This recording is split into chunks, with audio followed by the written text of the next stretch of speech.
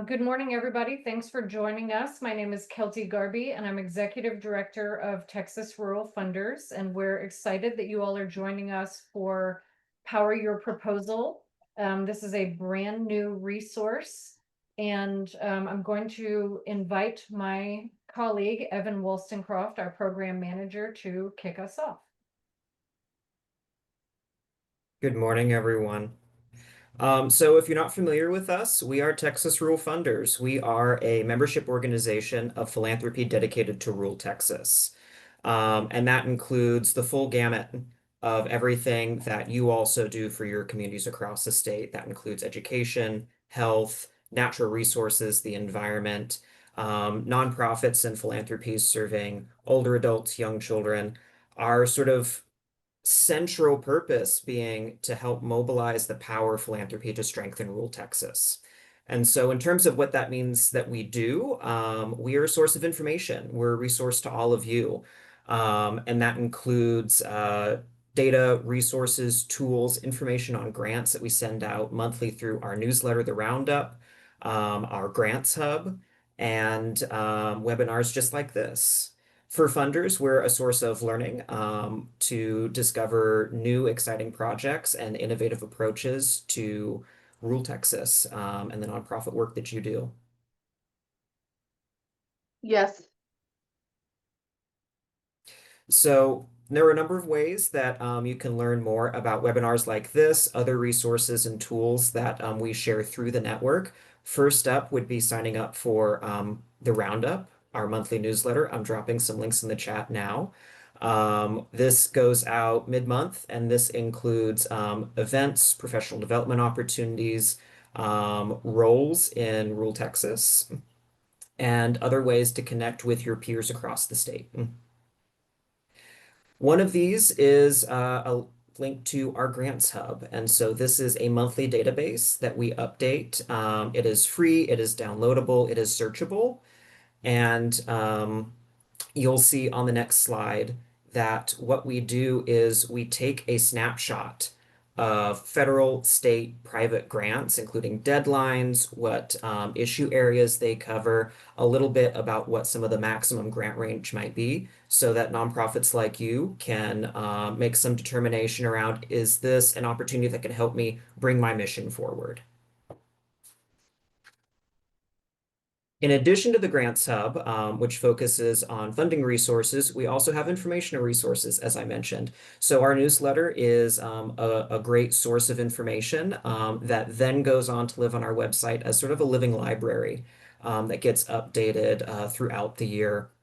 Again, for y'all, nonprofit leaders, funders, sort of really highlighting success stories from rural Texas, but also documents, videos, other things like data that could help you possibly in your work and also building grant proposals, which is part of what we are here for today to talk about. Also, on our website, you'll find various publications that we have commissioned or written in the past few years, like Power Your Proposal, which is what today's webinar is about.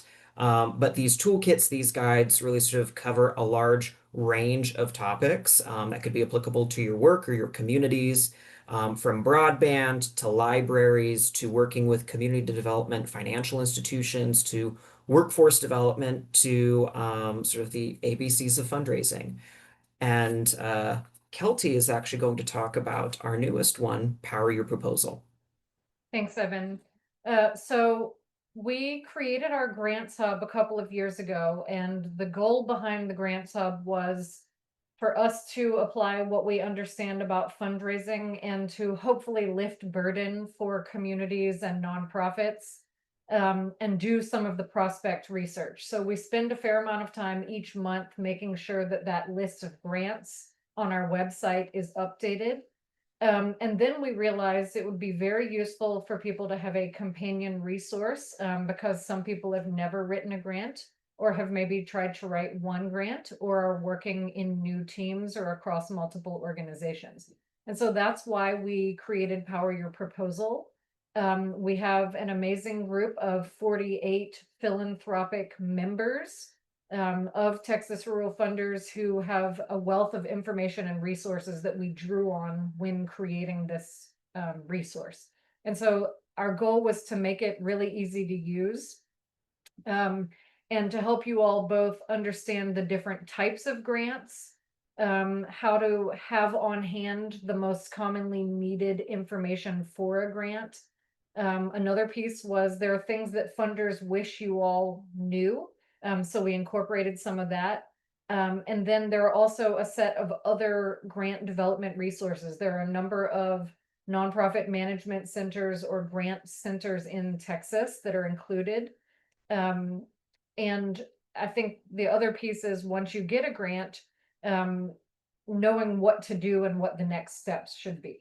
So, um, in this, if you haven't written a grant before, there are two different types of grants, restricted and unrestricted. And whenever possible, you want to get an unrestricted grant.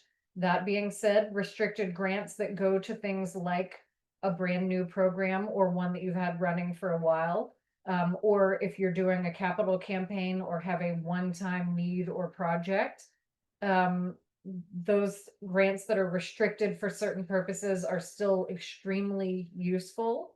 I think one of the things that we'll talk about further in the presentation is often we'll have a new project or a new partnership, and the first thing that we go to is, I need a grant. Sometimes you don't need a grant. Sometimes what you need is a good strategic partnership that can provide some in-kind or collaborative participation. So, one of the things that we go into depth in on the publication is a grant. It's not a gift. It's not a payment, and you don't have to pay it back. That being said, it comes with a set of requirements. So we want to talk to you about who who gives the different types of grants that are out there. And so when we think about who gives a grant, it's important to remember that not all funders are the same. And so here on the screen, you'll see sort of the big three buckets of who could give you a grant award. Um, the federal government historically has been one of the largest grant makers in the country, but depending on what you're looking for, they may not be the only or even the best source to go after, depending on what your work or what your project is. And so, for example, if you are in cancer research, for example, the state of Texas is the second largest grant maker to cancer research causes in the country. But also your local city, county, other local governments may be a source of grants for your work, like the local workforce board. Now, when we think about grants, we may typically think about some of these nonprofit funders here on the right side of the screen. Private foundations that are organized around specific giving goals, but many regions in the state are covered by a community foundation where folks can donate funds into a larger grant pool that then gets granted out to nonprofits in the community. There are also public charities that operate their own programs sometimes, in addition to giving out grants. And so you may find a partner who can help you implement the program as well as be a source of funding for it. The third piece of this stool is slightly different from the nonprofit and the public sector grant makers because corporate giving really can be a bit of a beast of its own.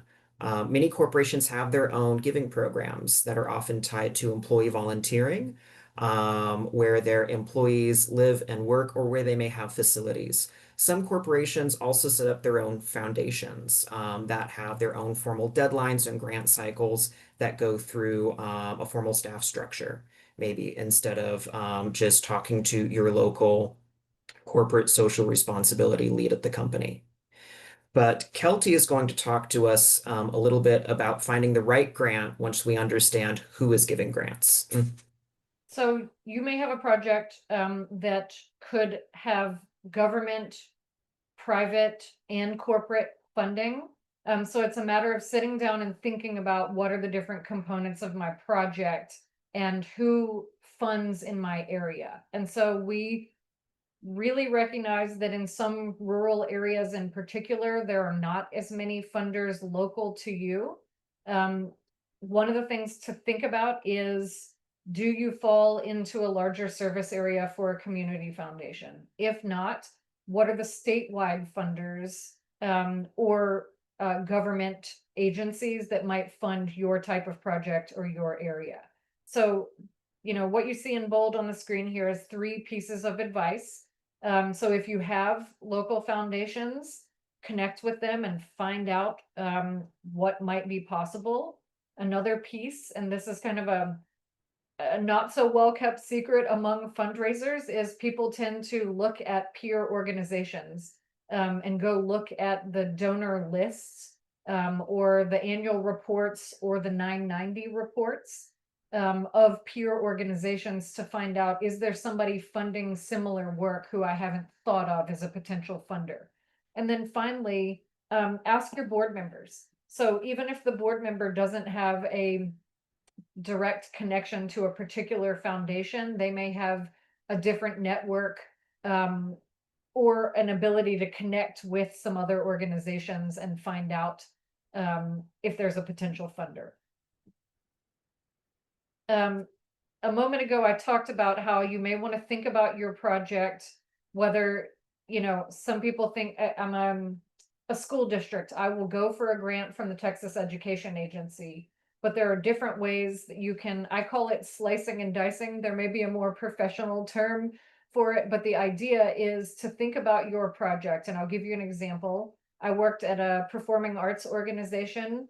Um, and it was the beginning of the dot-com boom, and we had a funder reach out and say, I want to fund technology. We didn't have a dedicated technology or STEM line because that didn't exist in the same way at the time. And so we went around and talked to all of the program staff and said, please help us identify all of the technology components of your work. And we gathered that together. So what you see on the screen here is 2 different examples of how you can, again, what I call it is slicing and dicing. So I just talked about an arts and culture organization. There's a bunch of different types of needs. And you may talk to a funder and they may say, I'm absolutely interested in education and capacity building. You may have a different funder that's willing and able to fund capital improvements and wants to put their name on a building, a theater, a performance series. And so again, it's useful to sit down and think about what are the different fundable components of our work. Similarly, over on the other side of the screen, this idea of food insecurity. This would be taking food and thinking about, are we in a food desert? We have a weekend backpack program. There's a funder in our region focused on older adults and is willing to help us address elder hunger. And so what I think of it is sewing together a patchwork quilt. So those 5 blue circles are your different patches, and what you want is enough funding sources to be able to cover and connect all of those different areas. Evan, is there anything that you'd want to add to this? Nothing to add on this, but on the next slide, we get into a little bit about things that you can learn about funders. And so we've walked you through where you can find some grants, either in our Grants Hub or by talking to local funders in your area, looking at peer organizations and who their base of support is, maybe tapping your board for connections they may have. But once you reach the stage of, okay, I've identified some funders in my area or funders for my cause, there are things that you can learn about them that you can use to then determine, is this funder potentially a good partner for my work? Not just a source of grants, but to help make it happen. And so think of this as the who, what, when, where, why, how of what you'd want to learn about a potential funder. Who is your point of contact at that foundation or that grant maker who you can ask questions?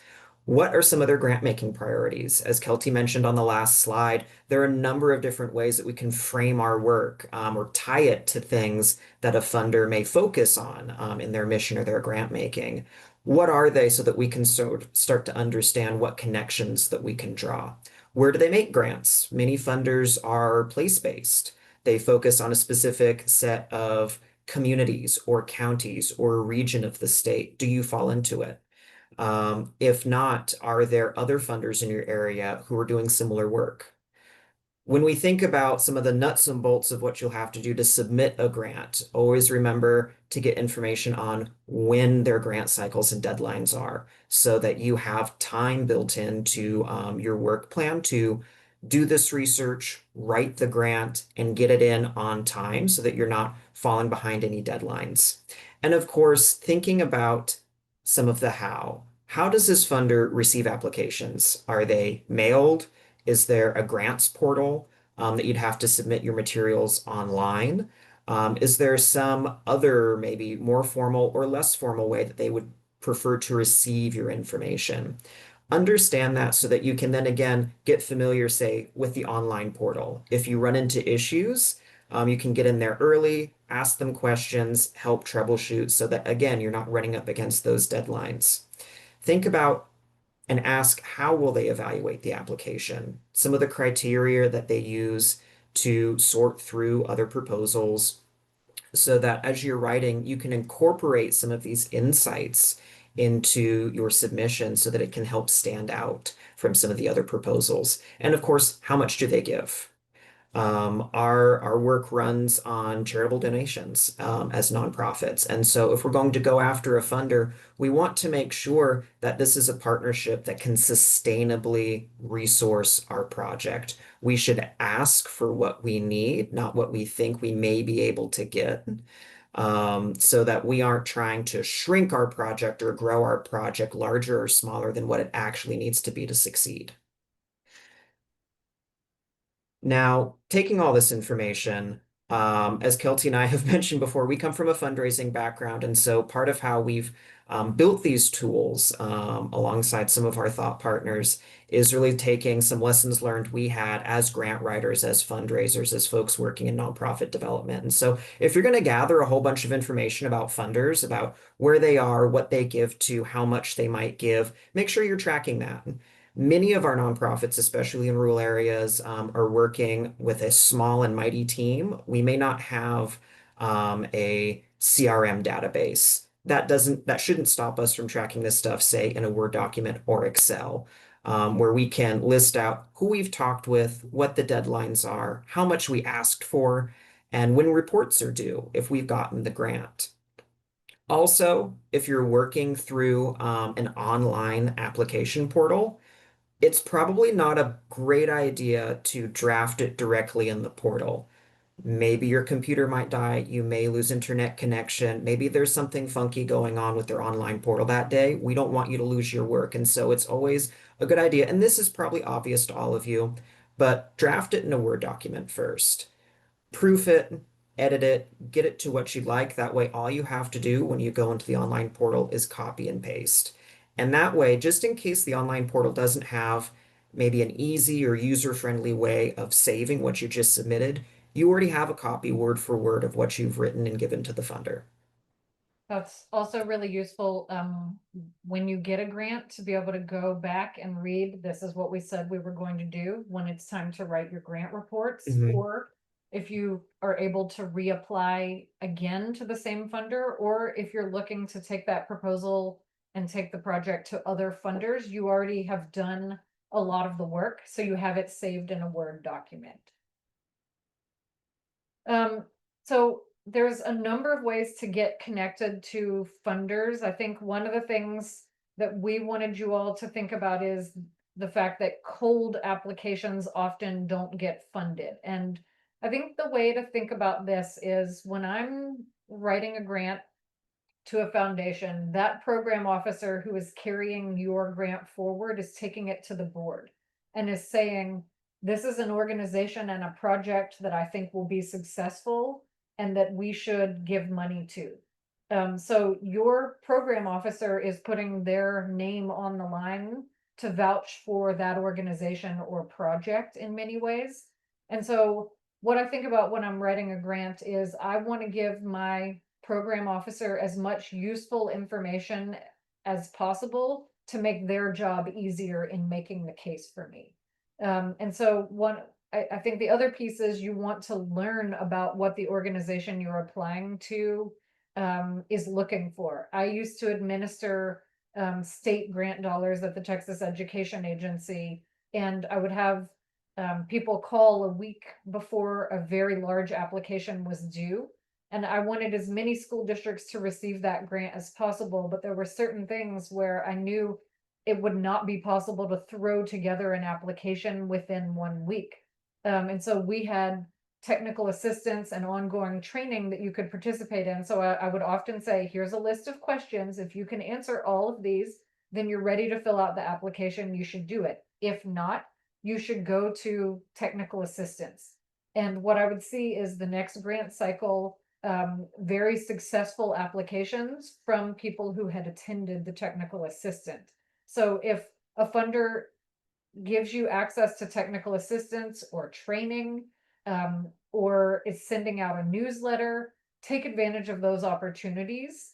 And again, this piece of advice about reaching out before starting an application is, it would make me very sad to see somebody rush around in a couple of days and write an application that was a lot of work in a short period of time, but didn't meet what we were looking for. So I would rather save you that time and say, here are things you can work on and come back and apply in the next cycle. Evan, is there anything that you want to add to this one?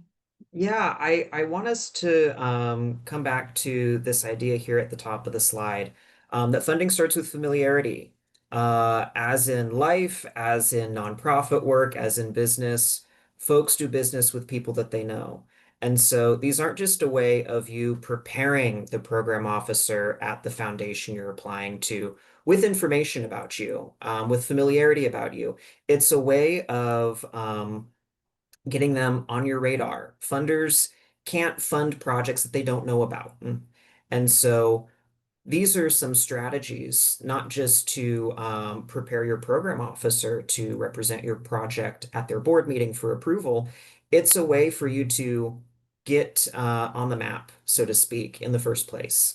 And so these are really great ways to start building that relationship, start building that familiarity so that you start to become a trusted partner in the communities where they serve. And I would say this, inviting funders to see your services in action. When I worked at that performing arts organization, we had an amazing program where musicians would go into schools, and seeing is believing. It was amazing to see elementary students responding to musicians. And so I would take my funders or prospective funders on site visits with me to see the program in action. And you don't always have to take them to see something as it's happening. You may have videos, you may have stories. So think about the different ways you can share the impact or the actual work that's happening. So in the document, Power Your Proposal, we lay out the life cycle of a grant. I'm not going to walk you through all 8 of those steps, but the thing that I want you to know is that on pages 10 and 11 of the document, we actually have hints and tips for each of those steps. So for example, step 7, under submitting the grant report, nonprofits provide grant updates. So one of the suggestions under this particular piece is, we've already said, make reporting easy on yourself. And you can do that by collecting information along the way. So something that Evan and I do even in our work now, is every quarter we'll sit down and say, what presentations have we done? How many people attended? What is the impact of our work? And we will just put that in a Word document.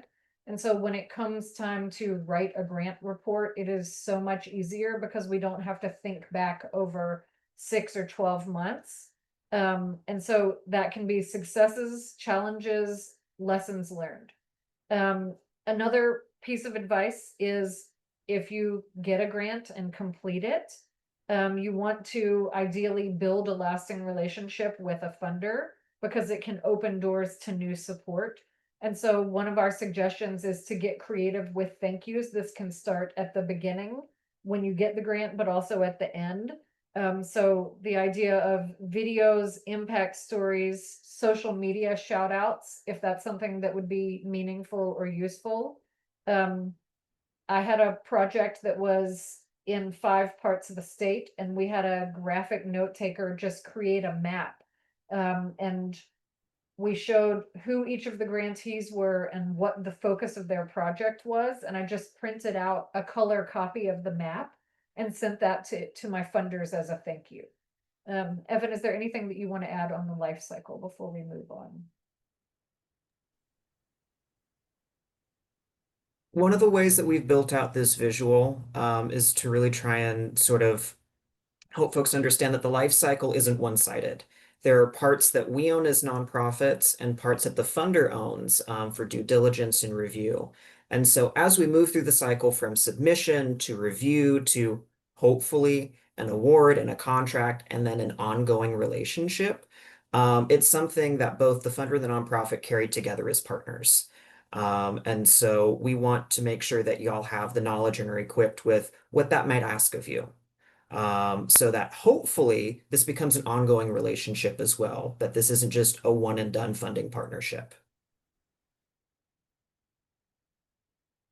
Um, so there's a piece in there with a picture of a file cabinet, and in some ways that was the kernel of the idea. When we first started, we thought, what are all of the things that a nonprofit needs to have on hand to be ready to write a grant?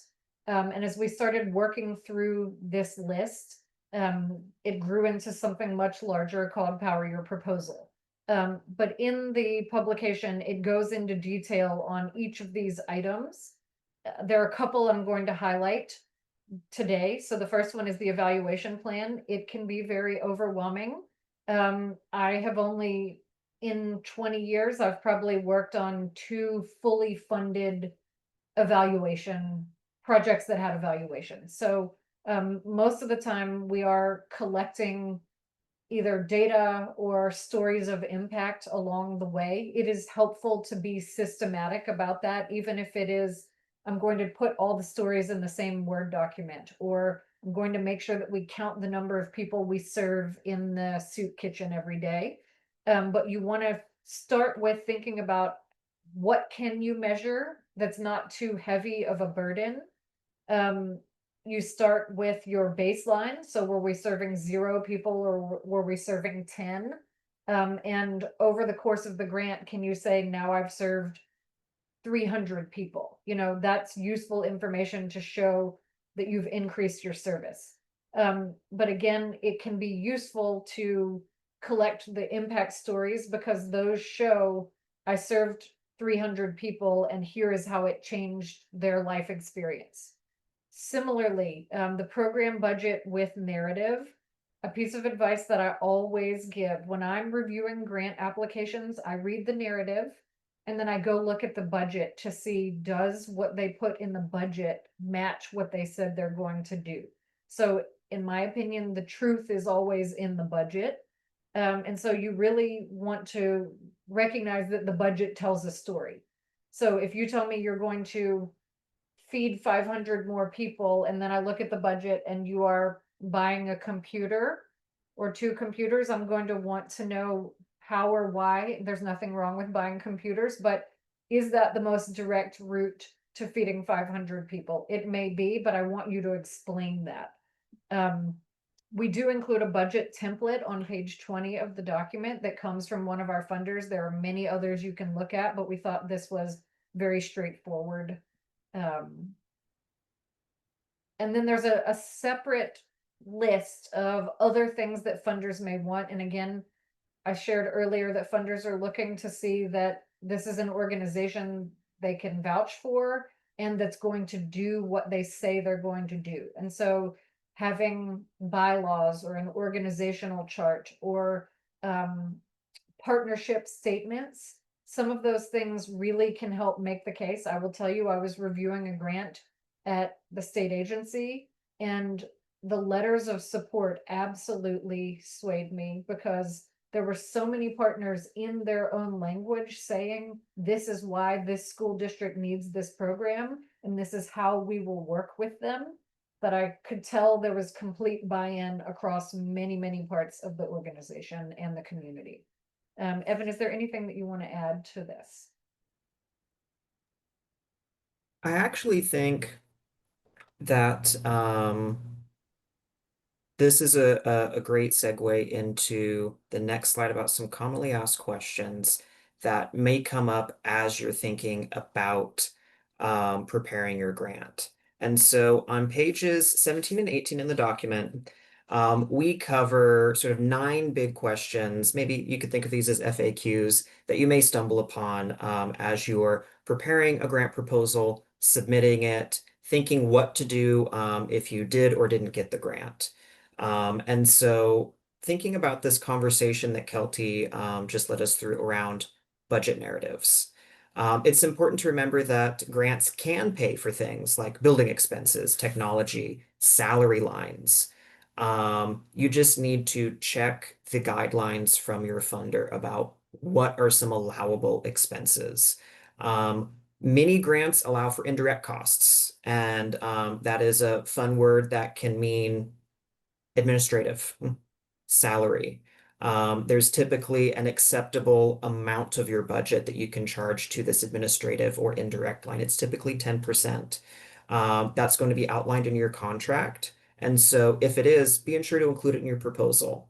A lot of this work that we do for our communities depends on the staff and the team that we have to carry it out. And we want to make sure that we're taking care of them.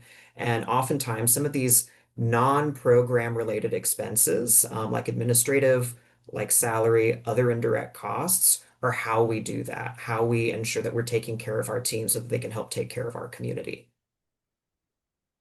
Um, Something that came up in the chat, this question of can I apply to multiple funders? Yes. It is rare that a funder can fund the entirety of a single project. They often actually look for other funders or other sources of revenue as a sign that this project is supported by the community and has some sustainable finances. It's not dependent on just one source of revenue. That may mean that you need to tweak or reframe how you write your proposal or what you highlight about your program. But sometimes when we're dealing with a really similar write-up for multiple funders, that means that we may copy and paste and forget to change some information like a funder's name. So we have this question, I made a mistake, I reused a document and included a different funder's name. What do I do? You may be inclined to try and get it under the wire and hope that no one notices. But trust us, funders would prefer and definitely appreciate candor and being upfront about any potential mistakes that we may have in our proposal so that they get corrected before we get to a contract stage. And so go ahead and correct it, apologize, move on, and then think about what are your systems for proofing and editing and then finalizing and approving a proposal before it gets submitted. Um, this question up in the upper left-hand corner, what skills does it take to write an effective grant? Our biggest piece of advice is if you have someone who likes being organized and methodical and precise, really a grant application is a set of questions and a set of rules to follow. And I found it very satisfying. I thought of it, I was an English major, and I said, this is like getting paid 25,000 or $250,000 to write a paper. So it's really satisfying to see the rules, follow them, tell a clear story. We also recognize that rural organizations are small and that you all are stretched thin. So there's a couple of other things to think about. One, can you partner with another organization that has some capacity? Two, one of the pieces of our grants hub is a list of grant writers. So there are grant writers, you can download a list and see their areas of expertise, the amount they charge right from our website. Another question, we won, now what? You've probably all heard people say the hard part is when you get the grant. So you want to really read your contract. And one of the things that we do, we keep a spreadsheet. So if when we get a grant, we'll go and we have dates on the left side and some details in the next column. When is our grant report due? Do we need to send a thank you note? So we just create ourselves a little Excel to-do list that we can track month by month so we don't forget anything. Um, you know, the other piece down in that right-hand corner, I missed the application deadline. Should I still submit? Probably not. It's worth calling. I gave the example of working at the state education agency. The thing I did not want was to waste anyone's time. And so reaching out to your funder through the method that they ask you to reach out, whether it's email, phone call, we want you to know that funders are people and organizations just like you all, and it can feel intimidating. Um, Part of the reason that they ask you to follow the rules that may feel persnickety sometimes is because they may be reviewing dozens or hundreds of applications. And I'll tell you two things from my time at the state agency is the grant. I was a program person. The grants division would take in the application, and if the requirement was no more than 10 pages, they would actually pull out page 11 and throw it away. So I never even saw it. Okay. I also received an application, and I didn't know that we needed to set a minimum font because I would never go lower than probably an 11. I had received a grant application that was so small that I could not read it because there were so many words on the page. And so, again, just remember people are reviewing a lot of documents, and they put the rules in place to make it so that they can run the grant review process efficiently. So, one of our advantages as a membership organization for funders is that as we were writing this, we got to ask them, what are things that you wish that nonprofit grantees knew about you, about your work, about how you give grants? Top line, big hint, they want you to succeed. So, we include on page 19 of Power Your Proposal just some advice directly from funders that give to rural communities. So this includes just some top level advice like funders consistently fund the same categories.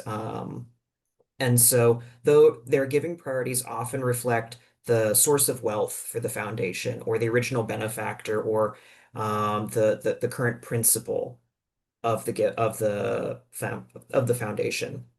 And so if they support the arts, for example, we can dig a little deeper in terms of does that mean visual arts, performing arts? If they prefer to give to music, maybe a summer camp isn't the right fit for this funder.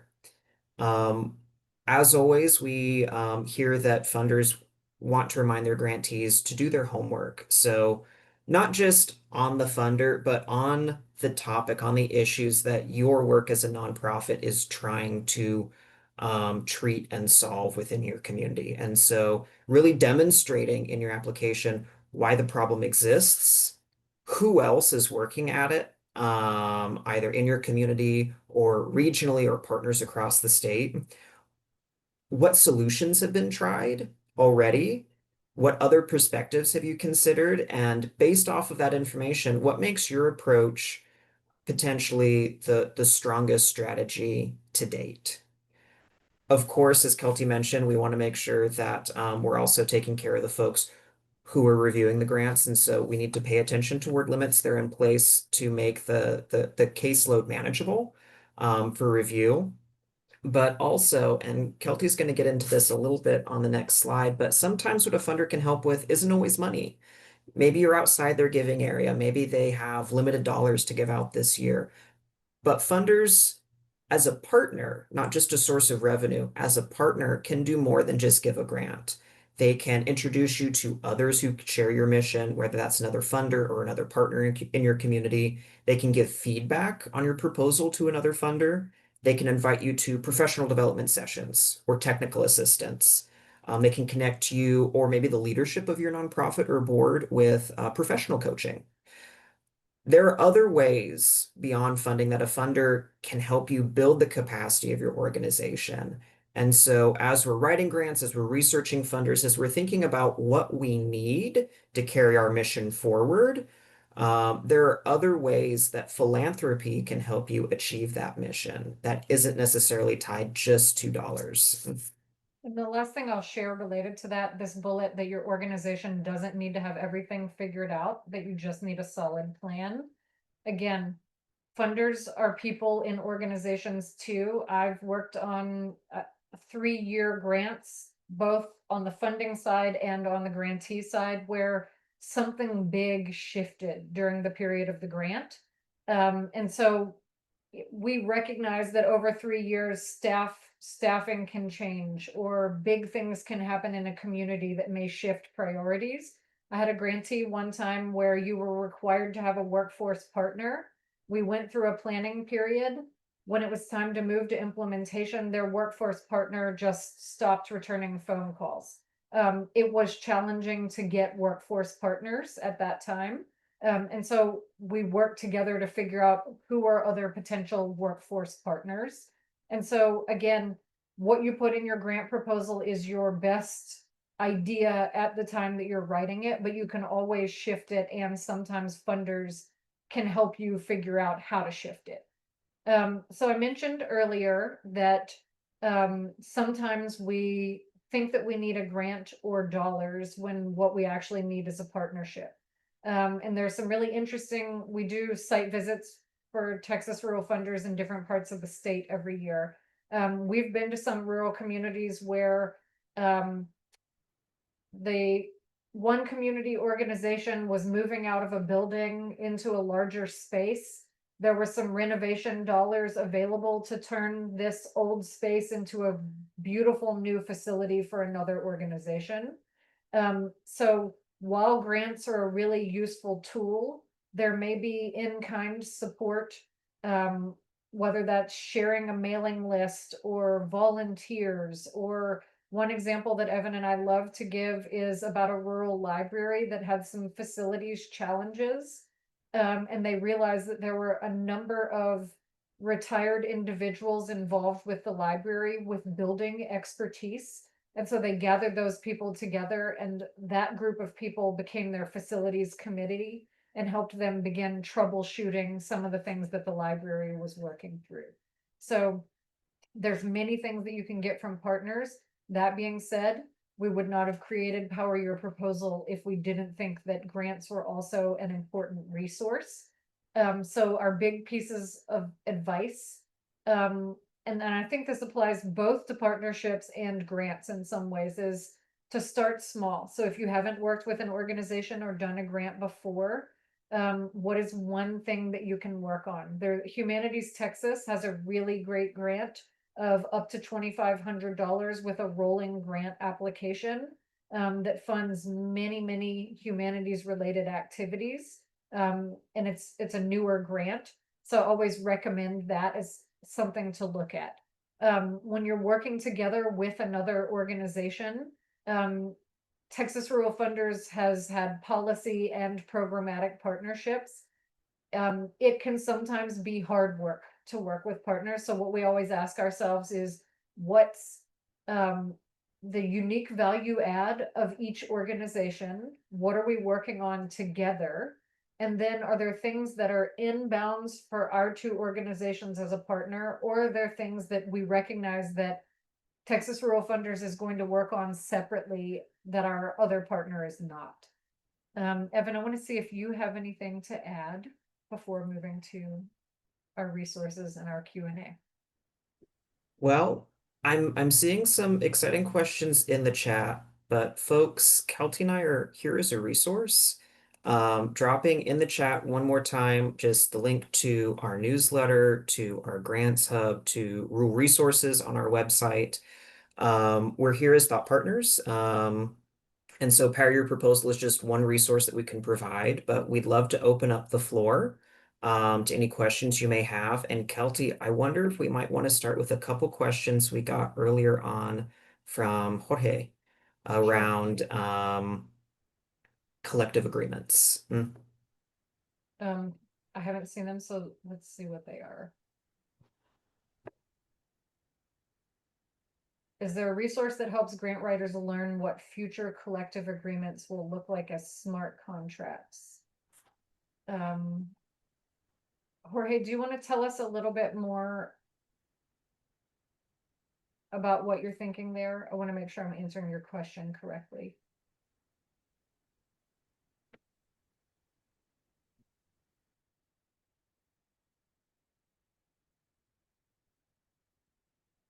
Maybe Jorge's not here.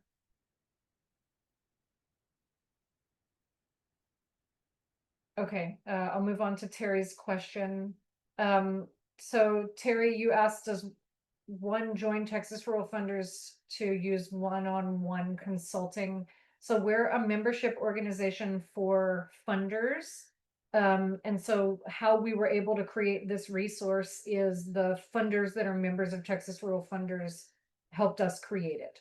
That being said, we mentioned our grant writer list. So those are grant writers that you can hire.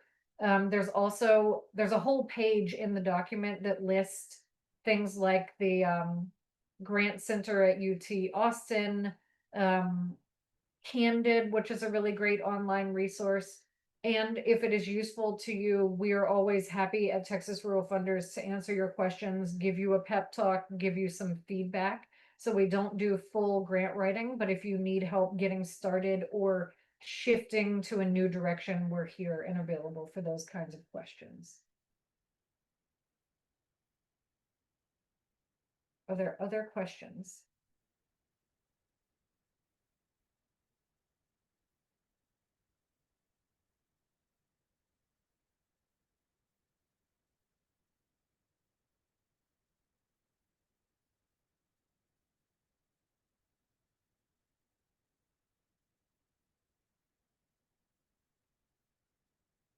So Jorge asks, is there a way to start a collaborative conversation to address how to draft a proposal for emerging issues?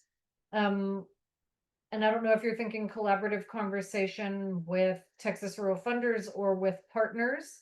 Again, we're happy to be a brainstorming resource for you. When you say emerging issue, I think it would be ideal to have, so for example, if you're a hunger organization and you're seeing a new direction in which that's going, whether that's with us or a partner, it's helpful to bring some of that information to the conversation. Evan, I cannot off the top of my head answer the question about what's the range of costs for grant writers, but there is an Excel spreadsheet on our website that you can download and look at the costs per hour. So it's right there sitting on the website where you can look at it, and they have a range of expertise and experience in federal, state, private. This question from, go ahead, Evan. Oh, sorry, Kelty. I'll just add on top of that, there are a range of price points. And so we have tried to create a diverse list of grant writers in terms of expertise, folks who focus on federal or state or local grants. And so that's also reflected in some of the hourly rates that are included on the sheet. And that, of course, is, I think, dependent upon the kind of project that you may be thinking about. So again, just plus one on what Kelty mentioned, encourage you to check out our list of grant writers, download the sheet, and take a look at who may be a good fit for the type of project that you're going after. And then there was a second question of how can we find programs funded that no longer show on Candid 990s? So I'm going to try and answer that, but feel free to come off of mute or steer me in a different direction. So you can go look up a funder on Candid and see what the big projects, it's not going to be all of the projects that they have funded necessarily. I would probably supplement that by looking at an annual report.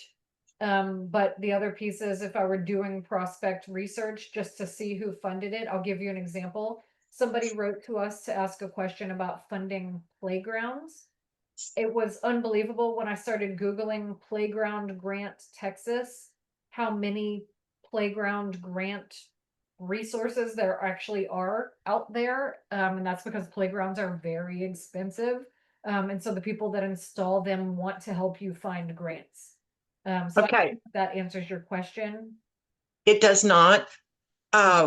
If you don't mind, Now when I go to Candid, or GuideStar, whichever, the on some of the 990s at the bottom, there's they'll say uh, other information sent with an attachment, but is no longer in the on the 990s. And I can go to those the websites for those foundations and find uh, where they gave money, but I can't find how much they gave. So when I'm looking for a range for what to ask for, I can't find that anymore. I And saw, even on some of the paid um, programs like, I don't know, Grant Station, Grant Resources, all of Mhm. those kinds of subscriptions, all they'll give us, all they have is what's on the 990. So they're not really able to give the kind of information that I'm looking for. Do you have any other suggestions?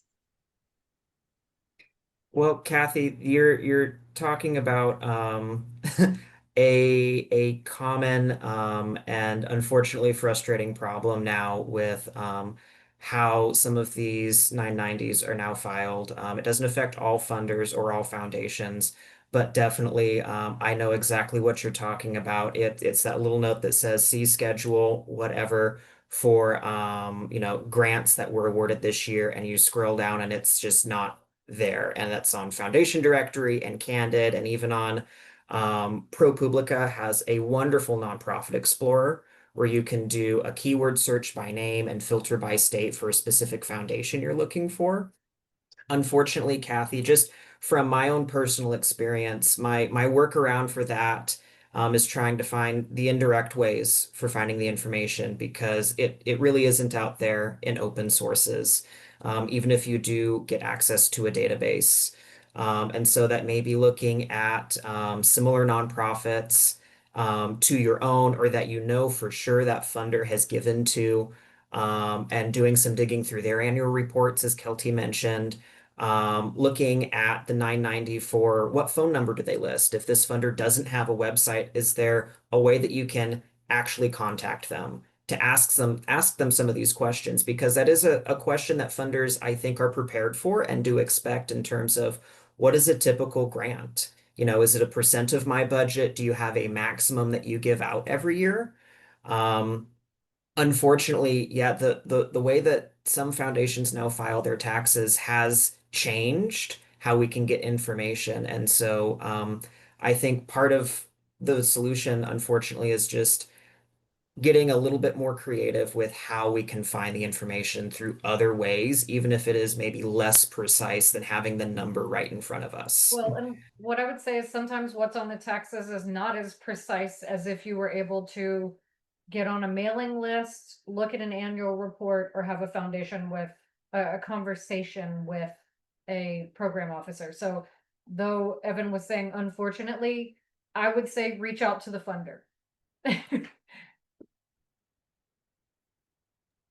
Thank you. The last one I reached out to did not give me that much that information. But anyway, thank you. I'm glad to know I'm not the only one who hasn't figured it out.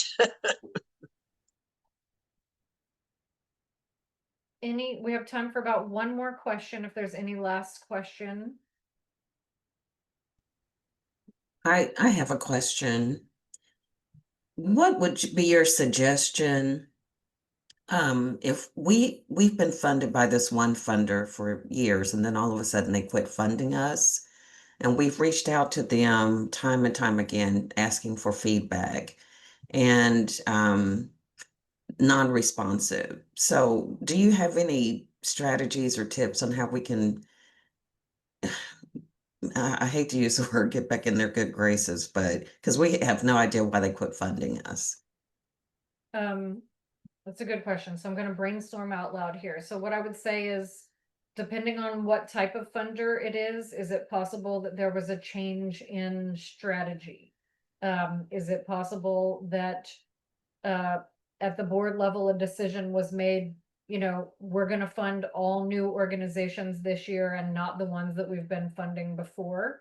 One of the things that we include in there is no may mean no right now, but it doesn't have to mean no forever. And I realize that it is it can be devastating and frustrating if you have had long-standing support, particularly if it represents a large part of a budget for a program or your organization. Um, I do feel like, and I don't know if you have more than one point of contact at the organization. I've definitely seen things, and this is more on the uh, state agency side. Sometimes somebody changes jobs, and your email is going to an inbox of somebody who's not there anymore. So I feel like I would make a couple more runs at it.